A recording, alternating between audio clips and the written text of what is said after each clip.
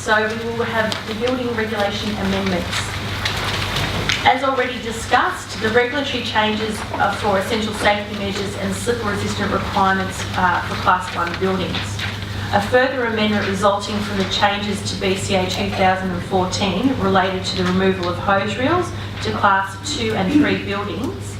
Amendments to the regulations have been made to Regulations 710(6)B and 710D and Vic Variation H103.1B7, which retain the reference to fire hose reel systems in accordance with Clause E 1.4 of the BCA. The regulations have been made and introduced. Well, they've been made, they haven't been introduced as yet, and we're hoping that they'll be done by the end of the week, as Peter indicated.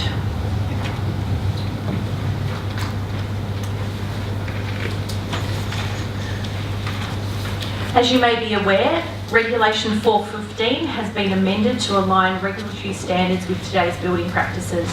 The average height of a building wall allowed has been increased from 3 metres to 3.2 metres, and the maximum height of a building's walls is unchanged at 3.6 metres.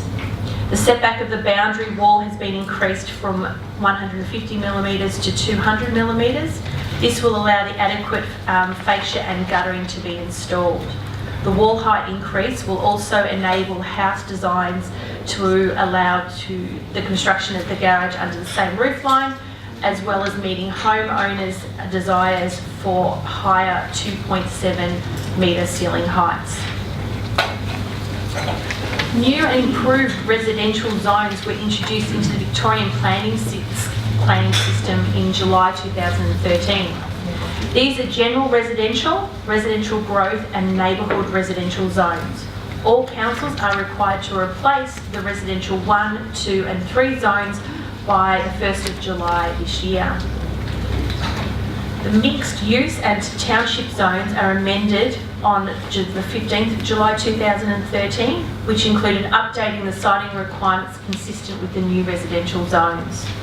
The introduction and amendment of these zones allows councils greater flexibility to vary the siting controls that are familiar with which we're familiar with under Part 4 of the Building Regulations 2006.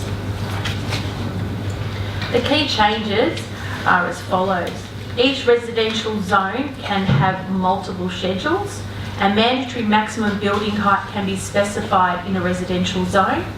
For instance, the new neighbourhood residential zone contains a default mandatory standard for the maximum building height limit of 8 metres, which can be varied by a schedule.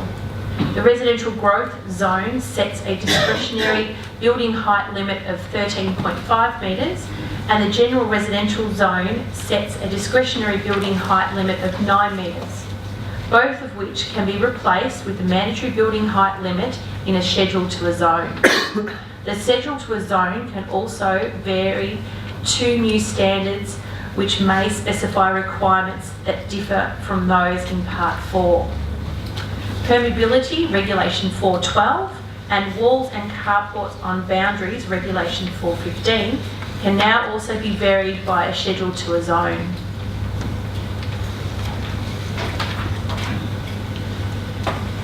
Section 11 provides that if the regulations contain a provision relating to siting of buildings which is inconsistent with the requirement in the planning scheme, the building regulation ceases to have effect and the planning scheme requirement prevails.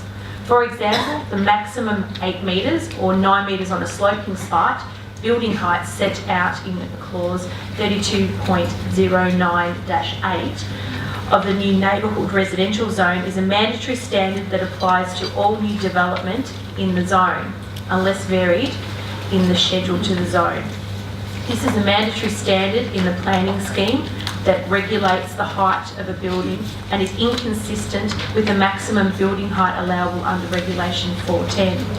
Section 11 applies, so the current Regulation 410 ceases to have effect. It is also important to note that as this new standard is not a new or amended building regulation, then Section 10 of the Act cannot be utilised to provide transition. a report and consent cannot be applied for. Section 11 also applies to the schedule to a zone. However, the standards in a schedule do not regulate the siting of a building until a planning permit is required. That triggers the application of the schedule to the zone. An example of this is the lot size trigger. In this case, clause 54 of the planning scheme will always be applied to the, so the RBS does not have to consider part 4 of the regulations, just ensure the building permit is consistent with the planning permit.